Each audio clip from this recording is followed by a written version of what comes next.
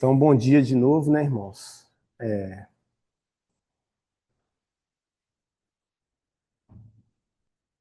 Tem algumas semanas, para quem está nos visitando, que a gente está falando, na verdade, esse é o terceiro domingo que a gente está falando sobre aquilo que a gente ganhou da conferência lá em São Lourenço. E que eu acredito que se fosse deixar aberto, a gente ia ficar o ano inteiro, porque certamente todos que foram lá ganharam muito. E eu, em particular, eu queria só compartilhar o que eu ganhei que poderia ser compartilhado com os irmãos na congregação. A fatia pessoal eu guardei para mim e estou trazendo aquilo que eu acho que deveria ser compartilhado com o restante dos irmãos. Senhor, que o Senhor dê graça, Pai, nessa fala, Senhor, que tudo que sair da minha boca, Pai, seja aprovado pelo Senhor, Deus. Nós submetemos esse tempo ao Senhor, essa segunda parte da reunião. Que o Senhor traga aqui, Senhor, aqueles que o Senhor quer que estejam, Pai. Que o Senhor fale aos nossos corações, Senhor. Não há outra razão, Senhor, para nós estarmos aqui que não seja o Senhor, Pai. O Senhor é o centro dessa reunião e nós te louvamos por isso, Pai. Bendizemos o teu santo nome, Senhor. Obrigado por tudo que o Senhor tem feito por nós, Senhor. Obrigado por essa oportunidade. Nós colocamos aos teus pés, Senhor, no nome do Senhor Jesus. Amém, Senhor.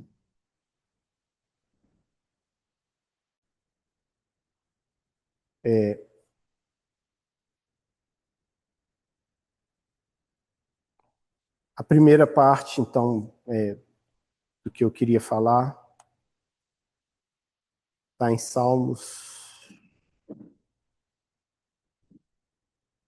133.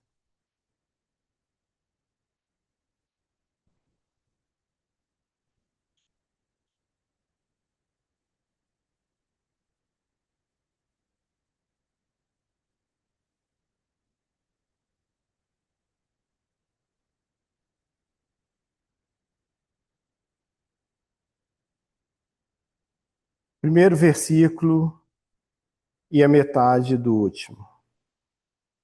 Ó, como é bom e agradável viverem unidos os irmãos. Ali ordena o Senhor a sua bênção e a vida para sempre. Não é diretamente o tema da conferência, mas foi tocado, né, por um dos irmãos que esteve à frente com as palestras, sobre a vida em comunhão da igreja. E combinado com esse versículo, vem aquilo que o André tem trabalhado conosco há algum tempo, que é o Salmo 23. E só o primeiro versículo, a gente sabe de qual, não precisa nem abrir. O Senhor é meu pastor e nada me faltará, ou de nada terei falta, em algumas versões. E aí, então, essa parte, quando o irmão trouxe lá na conferência a questão do ensino na igreja e a necessidade do pastoreio. E foi ressaltado que o ensino muito aprofundado, sem o pastoreio, ele não é completo. Então, quando eu ouvi aquilo, eu falei, Senhor, será que a gente tem, lembrando, né, daquilo que tem sido trazido à luz do Salmo 23, vivido sob pastoreio, né? E isso veio ao meu coração porque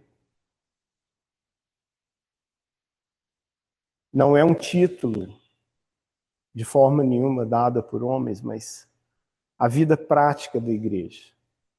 E como que nós precisamos colocar as obras diante do Senhor, para que Ele conduza, para que Ele traga clareza, mas e para que também, de forma nenhuma, a gente antevenha aquilo que o Senhor quer, de forma nenhuma a gente coloque as nossas mãos naquilo que o Senhor não quer que a gente toque. Mas, por outro lado, também a gente ter claro de que há necessidade de um pastoreio. E esse pastoreio, ele vem sob várias compreensões.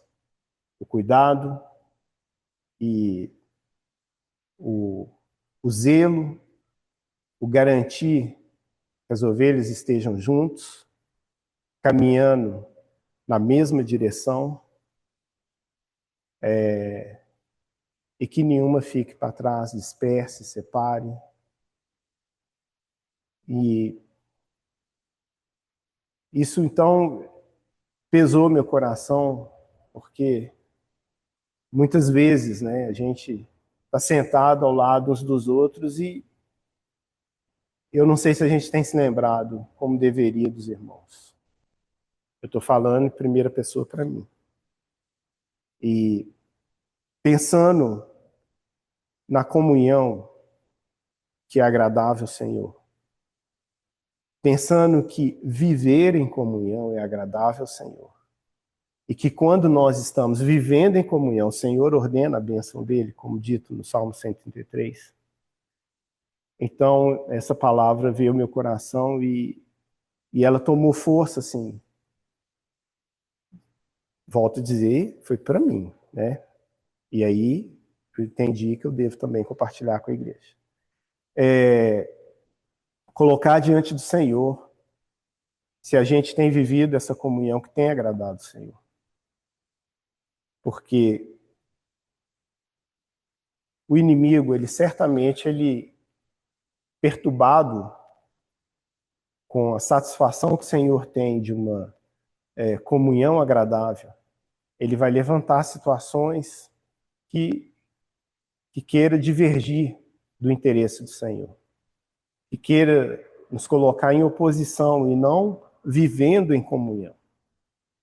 E para essa situação em particular, é muito importante que a gente submeta ao Senhor em oração e submeta junto como igreja do nosso tempo de comunhão, para que ele seja totalmente agradável ao Senhor e para que o Senhor ordene entre nós a bênção dele. A segunda parte do que eu queria também compartilhar com os irmãos está lá em Hebreus 4,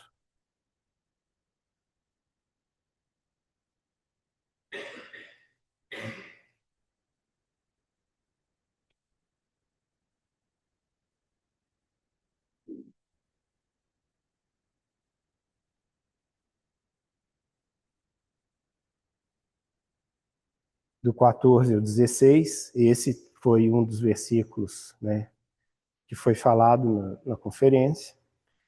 Tendo, pois, a Jesus, Filho de Deus, como grande sumo sacerdote, que penetrou os céus, conservemos firmes a nossa confissão.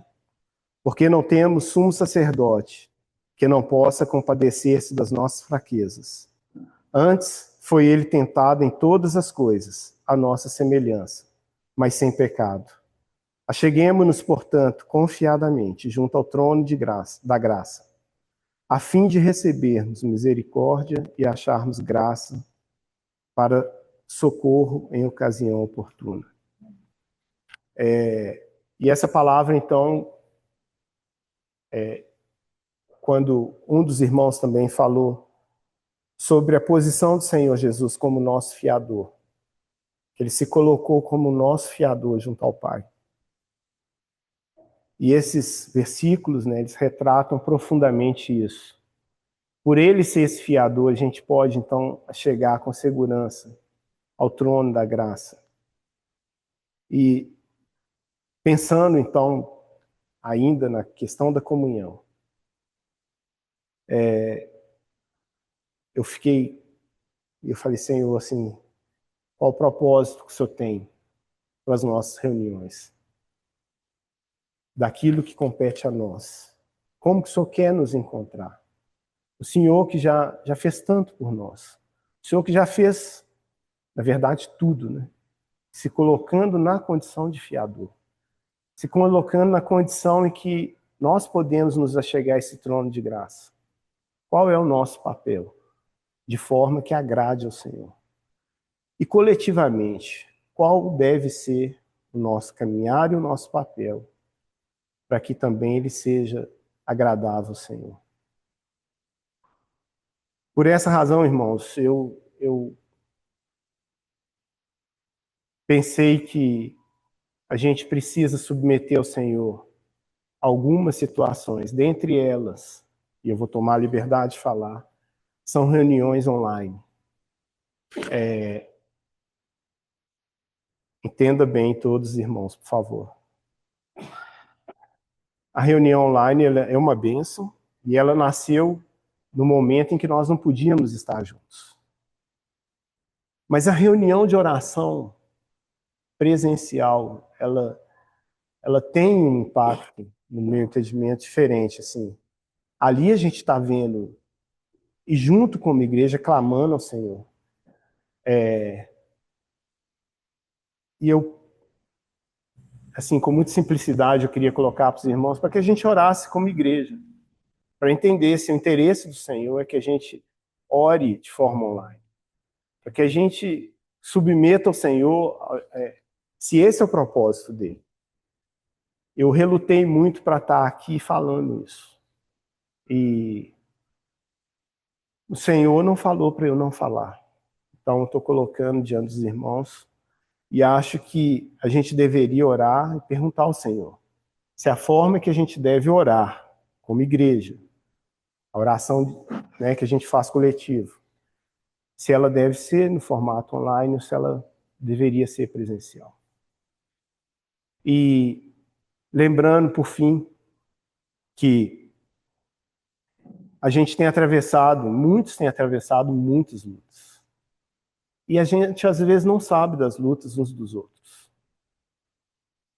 E é importante que, como igreja também, a gente seja esse sustento em oração uns dos outros, para fortalecer aquele que está desanimado, aquele que está abatido, que está enfermo, o que está com dificuldade financeira, o que está com depressão, o que está com qualquer situação que tenha afastado ele da reunião, da comunhão.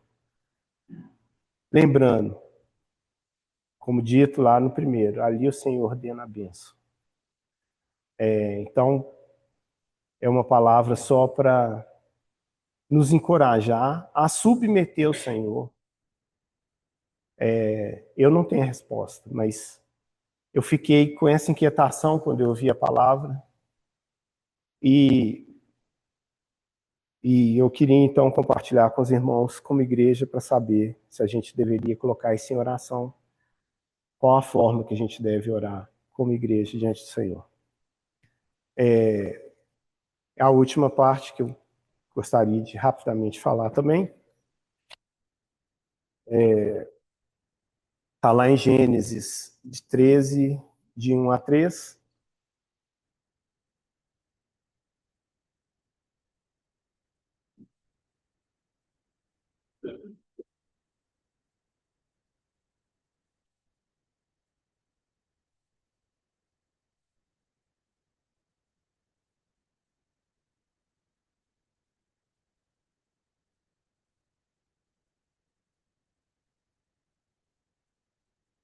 Saiu, pois, Abrão do Egito para o Neguebe, ele e sua mulher e tudo que tinha, e Ló com ele.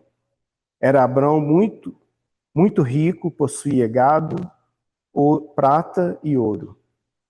Fez as suas jornadas do Neguebe até Betel, até o lugar onde primeiro estivera a sua tenda, entre Betel e Ai, até o lugar do altar que outrora tinha feito. E aí Abrão invocou o nome do Senhor.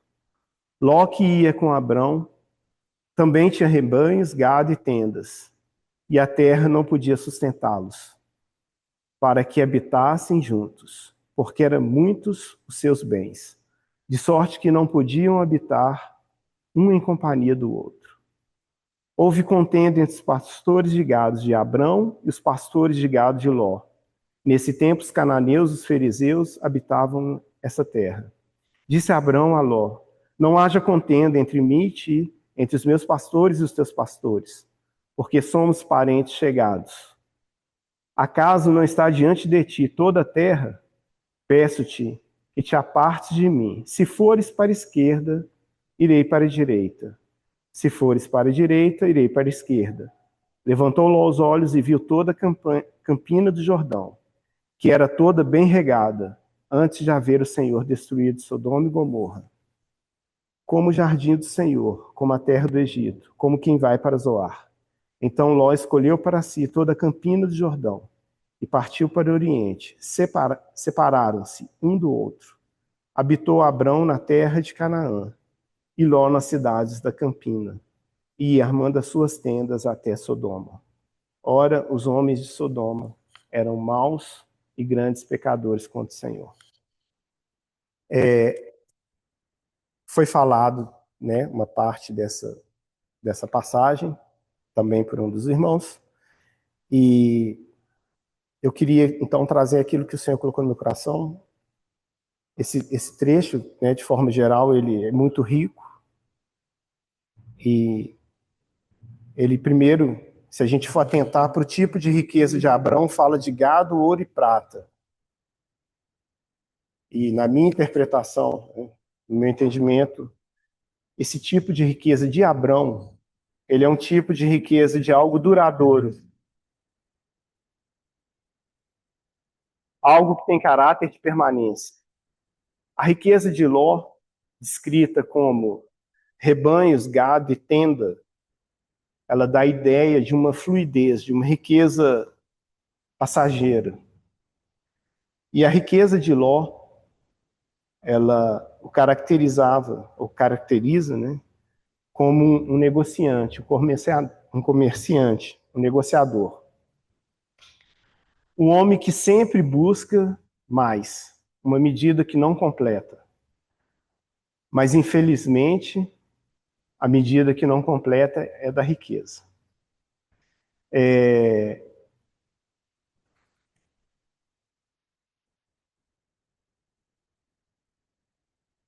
A coerência, né, para o que eu estou falando, é a visão que o Espírito dá, que quando a gente pensa em Abrão, e Abrão tinha Ló por filho, era natural que Ló o amasse muito e também Abrão o amasse. E ali, então, a gente vê que o relato da Bíblia nos traz que a riqueza ela predominou sobre o amor. Porque o versículo 9 faz, quando Abrão fala que toma a decisão de separar, cada um ir para um lado, é interessante que a Bíblia fala que Ló ergueu os olhos. Então Ló ficou triste com aquela notícia. Ele ficou cabisbaixo. Mas essa situação passou logo em que ele viu a possibilidade de aumento da riqueza dele. Logo que ele viu a possibilidade de escolha e fez a escolha por uma área mais verdejante, uma área que, junto aos interesses dele de negociador, pudessem prosperar. E aí, então, a gente vê esse abatimento, ele ficando numa situação inferior diante da possibilidade do lucro.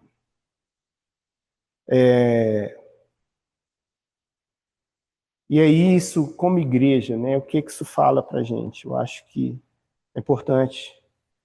Pensando no ato de quando Ló levanta os olhos, eu acho que é uma lembrança para nós como igreja. Quando a gente levantar os olhos, o que a gente vai ver? Para onde que a gente vai olhar? E o que a gente vai buscar? E uma segunda coisa, qual que é o intento do nosso coração? Se é o melhor para o Senhor. E aí, então, né, dentro de uma lógica, pelo amor que Ló tinha a Abrão, o mínimo que ele podia fazer ali era perguntar: meu amado tio e pai, escolha a melhor parte, e eu fico com a outra, já que eles tinham que separar. A Bíblia fala que a terra não podia sustentá-los. Então, em deferência, até a idade, que ele desse essa escolha para o tio. Mas não foi o que aconteceu. E aí mostra, então, um coração corrompido. Um coração corrompido pelo interesse. E quando a Bíblia fala de ir montando as tendas, de ir montando, né? E armando as tendas em direção a Sodoma, que a gente, como igreja, a gente tenha esse cuidado. No nosso caminhar, na nossa vida diária, né? De lembrar que se a gente deve armar tendas, não é em direção a Sodoma, mas em direção ao alvo, que é o Senhor. E coletivamente que a gente se lembre também que às vezes há engano, mesmo tendo uma boa intenção. A boa intenção não significa que está sendo feito correto. E pode ela estar totalmente coberta por engano. Então, como Assembleia, que o Senhor abra os nossos olhos, nos livre de quando nós levantarmos os olhos, a gente não vê nada diferente do Senhor. E que Ele também, ao olhar para nós, Ele se agrade do nosso reunir, da nossa vida, da nossa submissão, da nossa entrega a Ele. Era o que eu queria trazer.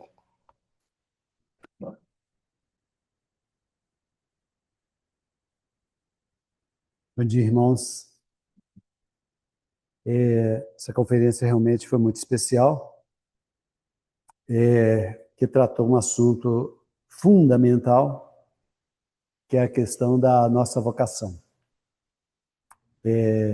nossa vocação celestial. E toda ela foi muito rica. Todos os irmãos que compartilharam foi extremamente rico. Eu recomendo que os irmãos ouçam as palavras nas mensagens, que certamente os irmãos vão ganhar. Hoje eu vou me deter um pouco no compartilhado do irmão Kalov. O irmão Kalov, ele começou sua mensagem, primeira mensagem, no livro de Efésios. Efésios, pelo menos, tem 5 referências que diz respeito às regiões celestiais. E ele diz que nós estamos, ali em Efésios fala que nós estamos assentados, abençoados, como igreja, na luta espiritual, nas regiões celestiais. E como o nosso irmão Vaguinho falou, também teve uma referência ao livro de Hebreus, o trono de graça, né? Que nós devemos aproximar com ousadia, com intrepidez, com boa consciência, né? Porque ali é o nosso lugar. E o irmão, então, na segunda mensagem, ele nos levou ao livro de Apocalipse. E ele leu todo o livro dos capítulos 4 e 5 de Apocalipse.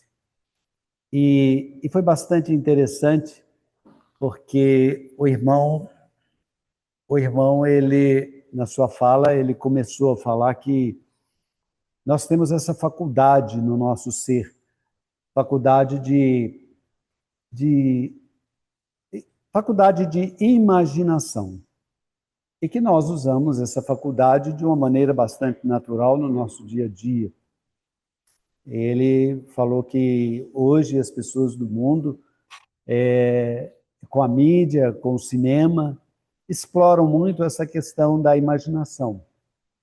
Então, e que na igreja, muitas vezes, nós não exercitamos muito essa faculdade.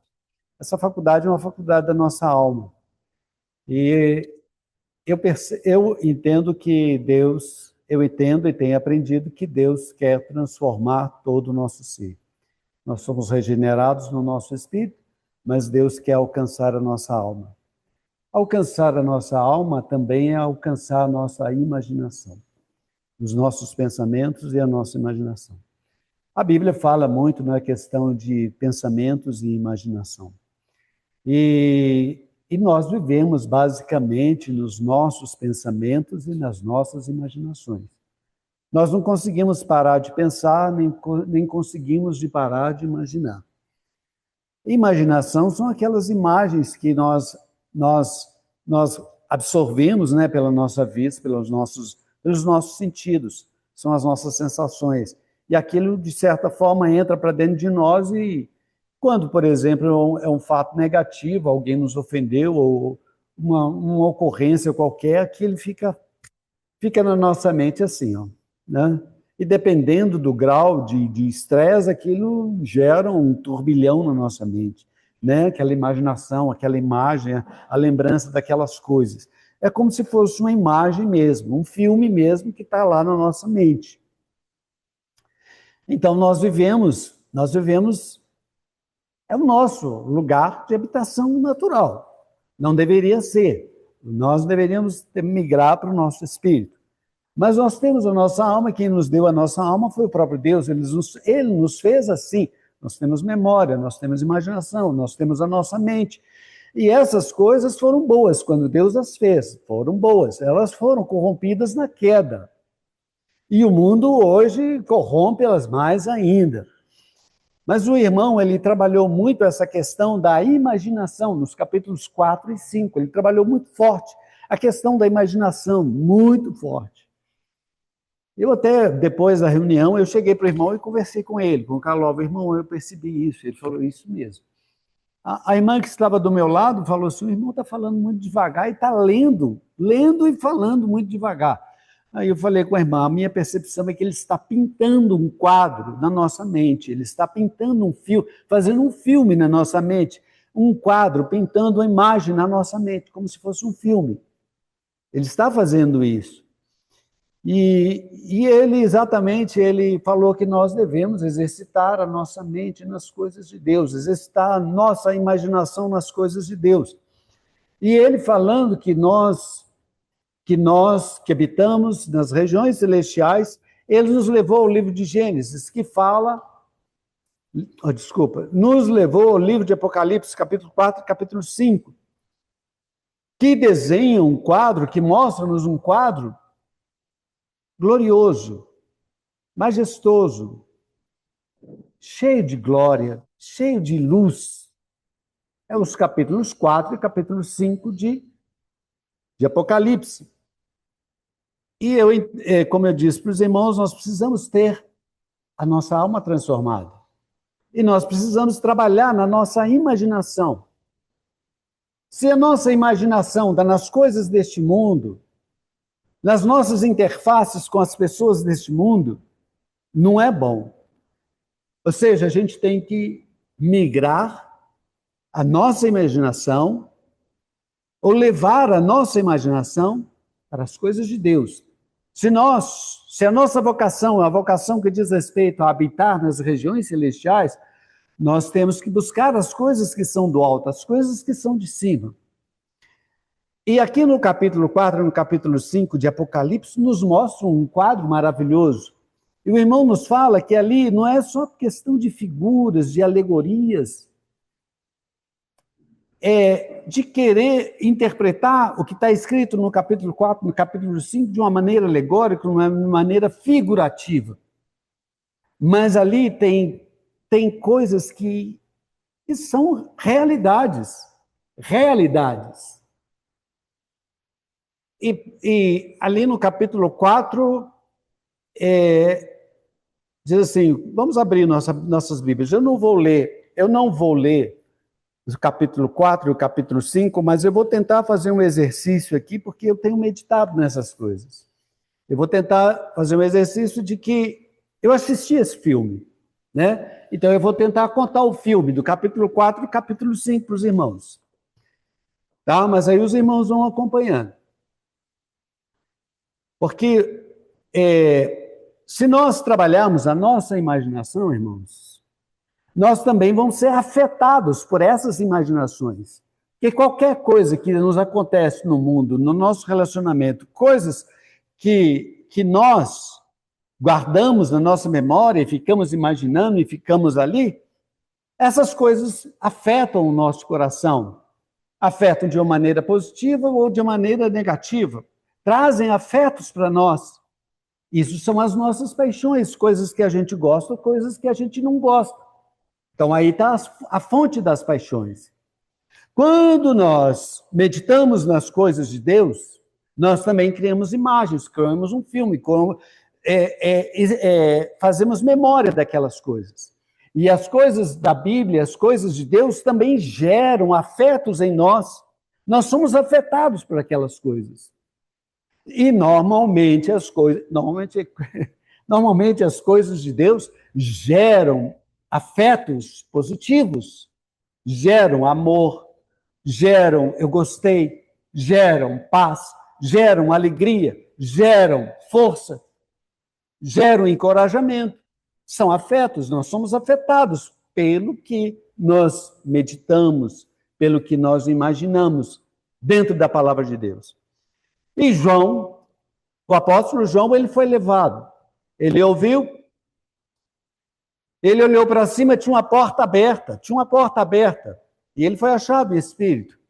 E um anjo falou, sobe para cá. Tinha uma porta aberta no céu. A porta está aberta. E uma voz dizia, sobe para cá. É a nossa experiência. Deus falou, e o Hebreus nos falou que tem uma porta aberta. E está chamando, sobe para cá. Tem uma porta aberta e nós somos chamados. E ele se achou em espírito. E lá, quando ele viu um ambiente, e aquele ambiente era um ambiente glorioso. Era como se fosse um lugar, um castelo, um ambiente glorioso, onde tinha um trono, onde tinha um rei, onde tinha súditos, ou seja, era um lugar glorioso. E ele, chegando ali, ele viu alguém sentado no trono. Tinha um trono onde tinha um rei. E tinha alguém sentado, mas quem era esse alguém? Certamente era Deus. Mas Deus é espírito, Deus não tem forma, não era Jesus, porque Jesus está como homem. Mas tinha alguém sentado no trono. Esse alguém tinha a aparência de uma pedra de jaspe. E o irmão falou que essa pedra de jaspe é como um diamante, um grande diamante sentado no trono. Esse diamante simbolizava Deus, porque Deus não tem forma. Era como um diamante. E esse diamante era brilhante. Dele saía luz. Várias cores. E dessa pedra também saíam trovões, saíam relâmpagos, saíam vozes. Não é simplesmente uma pedra sem vida, mas é uma pedra cheia de vida, cheia de glória. Um grande diamante é o nosso Deus. Não quero trazer para os irmãos aqui que nós devemos agora ver Deus como uma grande pedra de diamante. Mas o irmão falou que essa era semelhante a uma pedra de jaspe, que brilhava, que saía trovões, relâmpagos e vozes. Essa aparência estava ativa, não estava parada, passiva, mas estava ativa. Saía relâmpagos, trovões e vozes de comando. Estava sentado no trono, reinava. E tinha um arco-íris. Desculpa, irmãos. Essa pedra também tinha aparência de sardônio. Se não me engano, é sardônio mesmo. Calcedônia. Sardônio. Sardônio é vermelho. Nos lembra do sangue precioso de Jesus. Quão bela e gloriosa essa figura. E ao redor dele tinha um arco-íris, como de esmeralda, esverdeado. E esse arco-íris não era só meio arco-íris, ele era um grande círculo em volta desse trono. E esse arco-íris, de acordo com a Bíblia, nos remete à aliança. Deus é um Deus de aliança. Olha só que glorioso. uma porta aberta, eu em espírito, diante desse trono que brilha, que sai relâmpagos, vozes e trovões, e tem um arco-íris, o Deus da aliança. E ali tinha 24 anciãos, que tinha coroas nas suas cabeças. E eles adoravam a esse que está sentado no trono.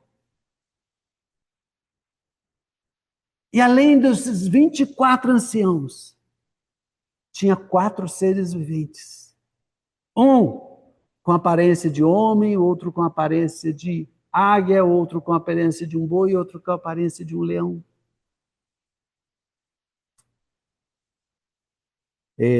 Homem, águia, falei certo, Priscila?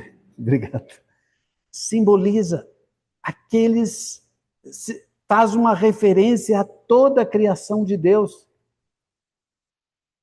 Os 24 anciãos, o irmão disse que faz uma referência ao domínio sobre o mundo angélico no universo todo. E aqueles 4 seres viventes fazem referência a tudo que Deus criou, se referindo ao homem, às aves, aos animais selváticos e aos animais domésticos. E eles adoravam a Deus. Então, é um quadro, assim, glorioso, irmãos. Muito glorioso. Glorioso demais.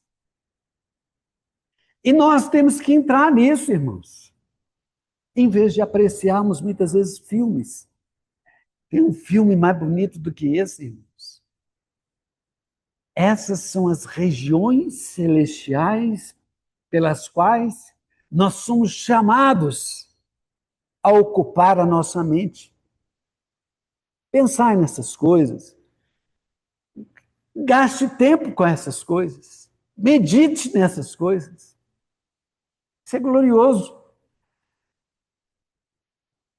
E assim o capítulo 4 todo, mostrando esse trono, a glória desse trono, o arco-íris, os 24 anciãos, os 4 seres viventes, glorificando a Deus. E as 7 tochas de fogo. Também 7 tochas de fogo que representam o Espírito Santo, o Espírito de Deus, que é sábio, que tem olhos, vê, compreende todas as coisas. É o Espírito de Deus. Então nós temos o Pai, nós temos o Filho. Desculpa, irmão. Nós temos o Pai, nós temos o Espírito. Mas no capítulo 4 fala pouco, ou não fala nada, ou faz uma pequena referência ao Filho. Cadê o Filho? Cadê o Filho nessa visão gloriosa? Nesse ambiente, desse castelo, desse lugar celestial, desse ambiente real, nós vemos o Pai, nós vemos o Espírito, mas onde está o Filho? Aí começa o capítulo 5. O Filho não estava aqui, irmãos. O Filho tinha descido e ficado 33 anos e meio, ele se encarnou, desceu os céus, desceu dos céus até a terra, se encarnou e teve um ministério, cumprindo a vontade de Deus. E ele foi morto, foi crucificado, derramou o seu sangue precioso. Mas ele ascendeu aos céus. E no capítulo 5, ele aparece. Na sua ascensão, o seu sangue ainda estava fresco. Capítulo 5, diz que tinha na mão direita daquele que está sentado no trono, tem um livro. E o que é esse livro? É toda a economia de Deus. É toda a dispensação de Deus para o homem. Desde a sua criação até a consumação dos séculos. Ali está todo o plano de Deus, toda a economia de Deus, todo o plano divino. E esse livro está fechado, está selado com 7 selos. E ninguém era digno de abrir esse livro. Não se achou ninguém digno, capaz, santo, justo, honesto, qualificado, honrado, para abrir esses livros. E o livro estava na mão daqueles que está sentado no trono, está na mão de Deus. E João, quando viu esse quadro, ele chorava muito. Ele não conseguia segurar o seu choro. E ele chorava muito, porque não tinha ninguém ali, nem entre os 24 seres, nem entre os 24 anciãos, nem entre os seres viventes, nem entre o corpo ali angelical, ninguém que era digno de tomar o livro e abrir os 7 selos. Quem é digno de abrir o livro e desatar os selos? Nem no céu, nem na terra. E João chorava muito. Ele viu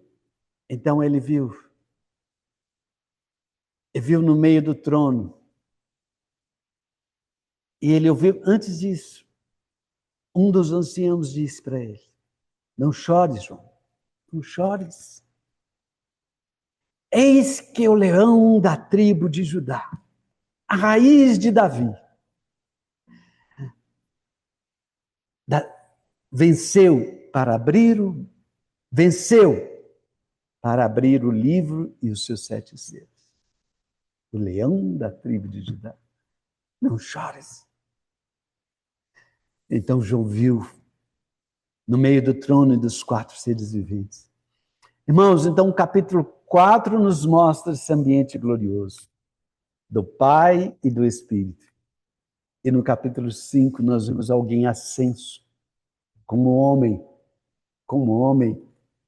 ferido com as chagas da coroa de espinhos, dos cravos nas mãos, nos pés, no lado. Ele viu no meio do trono dos 4 seres viventes, e entre os anciãos de pé, um cordeiro, como se tinha sido morto, recentemente morto. Irmãos, que quadro lindo! Que quadro lindo, irmãos! O capítulo 5, no capítulo 4, cadê o filho? O filho foi fazer a vontade do Pai entre a humanidade para resgatá-la. E no capítulo 5, esse Jesus que morreu pelos nossos pecados, derramou sangue para nos purificar, para nos regenerar. Ele ressuscitou e ascendeu aos céus, está nesse ambiente glorioso agora, como um homem que tinha sido morto. E ele é esse cordeiro digno de abrir o livro e desatar-lhe os selos.